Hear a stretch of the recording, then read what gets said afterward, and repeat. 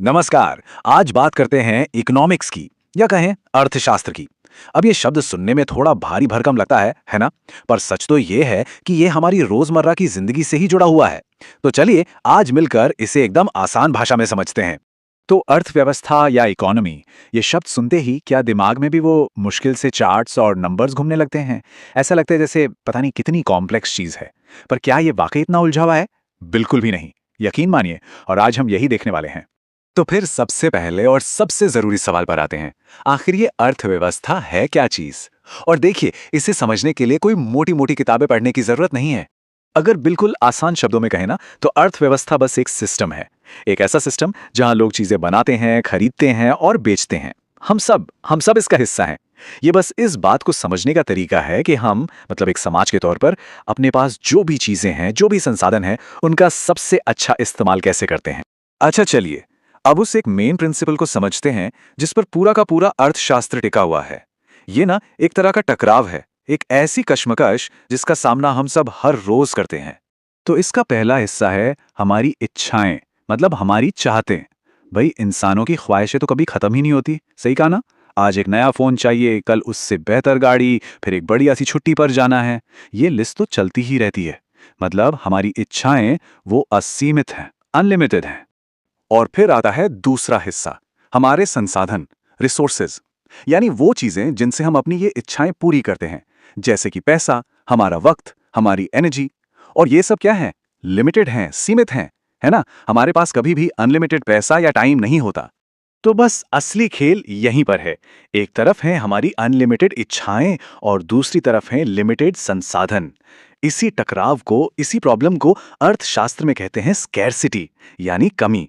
और सच पूछिए तो पूरा का पूरा अर्थशास्त्र बस इसी एक सवाल का जवाब ढूंढने की कोशिश है कि हम अपने इन लिमिटेड रिसोर्सेज से अपनी अनलिमिटेड इच्छाओं को सबसे अच्छे तरीके से कैसे पूरा कर सकते हैं। अब इतने बड़े सिस्टम को समझने के लिए इकोनॉमिस्ट्स इसे दो अलग अलग एंगल से देखते हैं। चलिए जानते हैं कि वो दो नजरिए क्या हैं। पहला है माइक्रो इकोनॉमिक्स, यानी सूक्ष्म अर्थशास्त्र। इसे एक मैग्नीफाइंग ग्लास जैसा समझिए। ये एकदम जूम इन करके छोटे लेवल पर देखता है, जैसे कोई एक इंसान, एक परिवार या एक कंपनी क्या फैसले ले रही है। मान लीजिए किसी के मोहल्ले में प्याज के दाम क्यों बढ़ गए, ये माइक्रो इकोनॉमिक्स का सवाल है।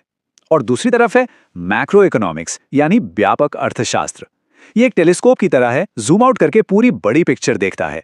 जैसे पूरे देश में महंगाई क्यों बढ़ रही है या बेरोजगारी का रेट क्या चल रहा है। ये सब मैक्रो के सवाल हैं। चलिए अब आते हैं इकोनॉमिक्स के शायद सबसे जरूरी और दिलचस्प कॉन्सेप्ट पर। वो दो ताकतें हैं जो पूरे बाजार को चलाती हैं, और वो हैं मांग और पूर्ति का खेल, मतलब सप्लाई और डिमांड। तो पहले समझते हैं मांग को, यानी डिमांड को।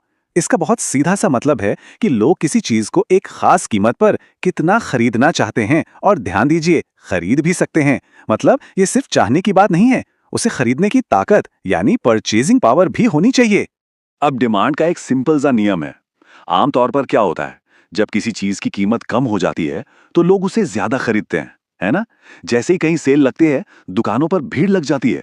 और जैसे ही कीमत बढ़ती है, उसकी मांग कम हो जाती है। बहुत ही लॉजिकल सी बात है, नहीं?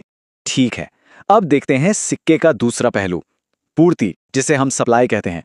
इसका सीधा सा मतलब है कि कोई भी चीज, कोई प्रोडक्ट हो या सर्विस, बाजार में बिकने के लिए कितनी अवेलेबल है, कितनी मात्रा में मौजूद है।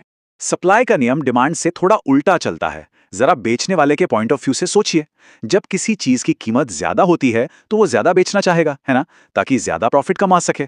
और जब कीमत कम हो जाती है तो वो सप्लाई भी कम कर देता है। और बस पूरा बाजार इसी तरह काम करता है। एक तरफ खरीदने वालों की डिमांड है, दूसरी तरफ बेचने वालों की सप्लाई। जब ये दोनों एक पॉइंट पर आकर मिलते हैं, एक बैलेंस बनता है। वहीं पर किसी चीज की कीमत तय हो जाती है।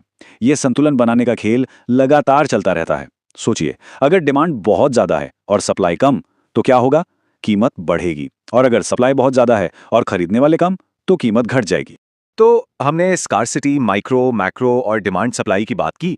ये सब सुनने में तो ठीक है, लेकिन सवाल ये उठता है कि इन सब का हमारी मतलब आम जिंदगी से क्या लेना देना है। चलिए अब इसे जोड़कर देखते हैं। देखिए, अर्थशास्त्र के इन बेसिक प्रिंसिपल्स को समझने से ना, सबसे पहले तो अपने पैसों से जुड़े फैसले बेहतर होते हैं। चाहे घर का बजट बनाना हो या कहीं इन्वेस्ट करना हो, हम एक ज्यादा समझदार कंज्यूमर बनते हैं। फिर जब हम न्यूज़ में महंगाई या इंटरेस्ट रेट्स के बारे में सुनते हैं तो हमें बात समझ में आती है। और सबसे बड़ी बात, हमें अपने आसपास की दुनिया बेहतर समझ में आती है कि चीज़ें जैसी हैं वैसी क्यों हैं। तो अगली बार जब भी कोई कुछ खरीदने का सोचे या अपनी जॉब के बारे में या देश की इकोनॉमी के बारे में पढ़े, तो ये बातें जरूर काम आएंगी। याद रखिए, अर्थशास्त्र सिर्फ नंबरों और चार्ट्स का खेल नहीं है। ये तो चॉइस की साइंस है, विकल्पों का विज्ञान। ये इस बारे में है कि हम सब मिलकर अपनी दुनिया को कैसे शेप देते हैं, कैसे आकार देते हैं। तो अब सवाल यह है कि इस नई समझ के साथ अगला आर्थिक फैसला कैसे लिया जाएगा। सोचने वाली बात है ना।